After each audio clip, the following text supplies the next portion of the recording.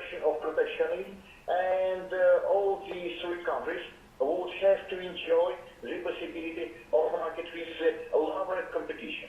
And it started to be converted into viable living space and viable market, because up to now it was quite doubtful how these three countries can cooperate with themselves when the economics more or less competitive in terms of their participation economy.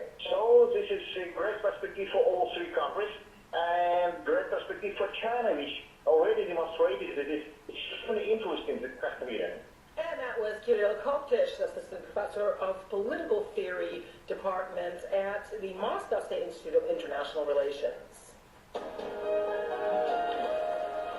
The annual Arab League Summit has wrapped up in Kuwait. The two-day meeting, attended by 13 heads of states and other leaders, came at a critical time for the Arab world, with member countries facing serious internal problems and political polarization.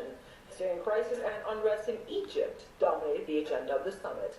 The power of the Arab League should not be overestimated, but it is also incorrect to say that this organization is redundant, says Kevin Jesus, PhD, adjunct professor of social sciences at Johnson & Wales University and editor of Middle East Politics.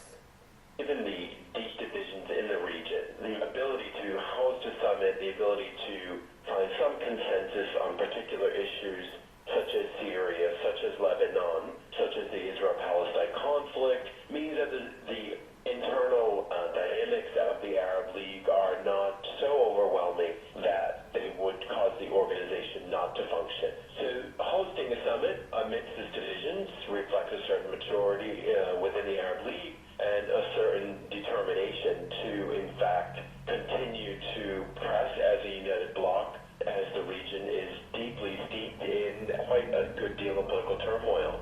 And that was Kevin DeJesus, PhD, adjunct professor of social sciences at Johnson & Wales University.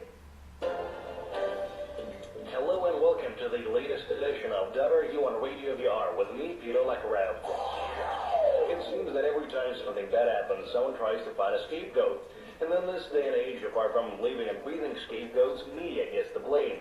Before video games became a high-profile industry, the movies took the brunt of wave of critique. Seeing as how now launches of AAA titles like Grand Theft Auto or Call of Duty have an impact similar or even more pronounced given sales to blockbuster movies that attract everyone's attention, and it's not always positive. I don't have to dig far for examples. American school shootings generally result in some legislators or activists claiming video games are at fault. Russian shootings are much less frequent. One of the most notorious ones happened a couple years ago when an employee assaulted his office. Another notorious shooting happened several weeks ago when a Moscow school student shot his teacher and a security guard. Again, video games were to blame, apparently, with long